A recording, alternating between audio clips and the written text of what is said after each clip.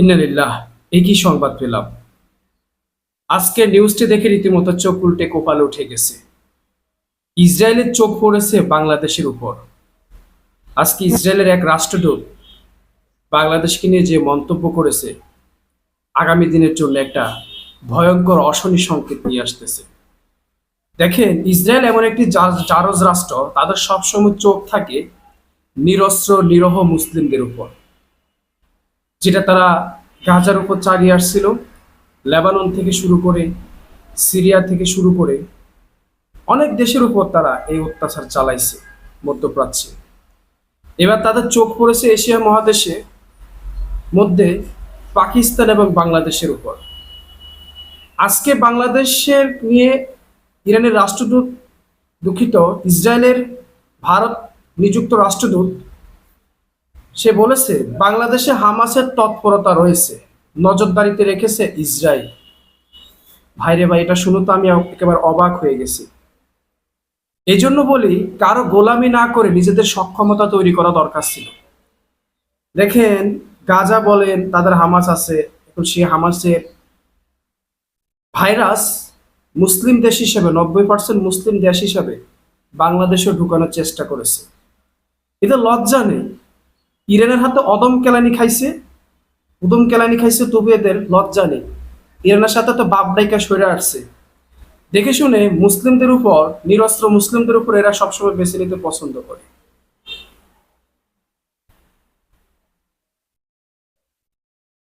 মানে কি বলবো ভাই, আমরা যে ভারতের গোলামি করি, সে ভারত তো তাদের কলিজার বন্ধু। এই ইহুদিদের বাচ্চাদের ইরানের মায়ের খেয়ে শিক্ষা হয়নি। এরা এভাবে প্রত্যেকটা দেশে হামলা চালায়। পাকিস্তানকে তারা নজরে রেখেছে বলতেছে, আরো বেশি করে আমাদের গোলামি করতে হবে, তাই না?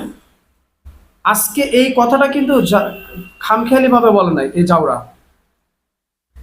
বাংলাদেশ ও পাকিস্তানের ফিলিস্তিনের স্বাধীনতাকামী সশস্ত্র গোষ্ঠী হামাস সংশ্লিষ্ট কার্যক্রম ছড়িয়ে পড়েছে বলে দাবি করছেন ভারত নিযুক্ত ইসরায়েলের রাষ্ট্রদূত রিওভেন আজার।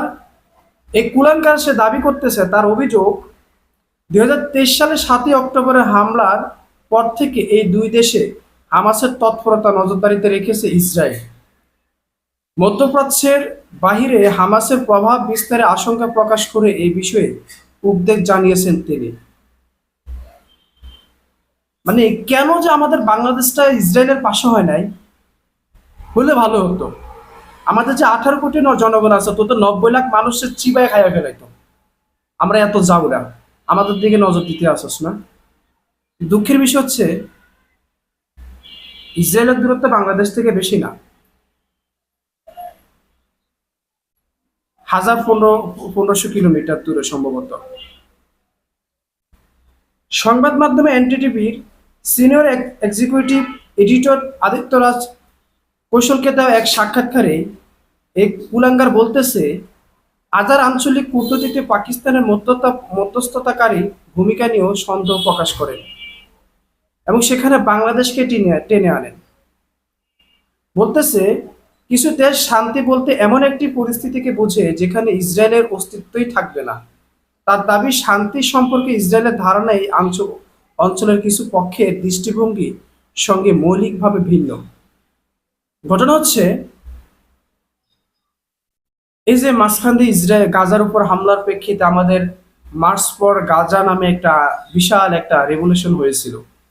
লক্ষ লক্ষ বাংলাদেশের মানুষ এই আন্দোলনে সামিল হয়েছে। মাওলানা মিজানুর রহমান আজহারি থেকে শুরু করে সকল ওলামায়ে কেরামের ঐক্যবদ্ধ হতে সোহরাওয়ার্দী উত্থানে এটার আয়োজন হয়। তো এই রেভলিউশনটা এমন ভাবে এত মানুষ এখানে এসেছে, পুরা বিশ্বব্যাপী এটা নিউজ হয়েছে। তখন থেকে আমার মনে হয় এই কুলাঙ্গাররা বাংলাদেশকে একটু বেশি নজরদারিতে রেখেছে। এবং সে সাক্ষাৎকারে বলতেছে 2023 সালের কথা, যেখানে 7ই অক্টোবর ইসরায়েলের ফিলিস্তিনি গোষ্ঠী হামাসের হামলার পর থেকে বাংলাদেশ পাকিস্তান হামাসের তৎপরতা পর্যবেক্ষণ করছে ইসরায়েল। ভাইরে ভাই, তোদের মতো চোদনা মার্কাদেরকে আমরা খেয়ে ফেলতে 1 মিনিটও লাগবে না। কিন্তু ভাগ্য ভালো, তোদের বর্ডারে আমাদের কোনো দেশ নেই। তোদের যত অত্যাধুনিক অস্ত্র, আমরা তোদেরকে গিয়ে গিলে ফেলতাম। তবে বাংলাদেশের সতর্কতা থাকা উচিত, এটা বলতে পারেন বাংলাদেশের জন্য একটা সতর্ক বার্তা। তাদের কাছে তো অত্যাধুনিক প্রযুক্তির অভাব নেই, সে আকাশ পথে আইসা মাইরা দিয়া যাবে, আমাদের কিছুই করা থাকবে না। আমাদের কাছে যে মিসাইল আছে, এই মিসাইল ঢাকা থেকে চট্টগ্রাম যাইতে পারবে না।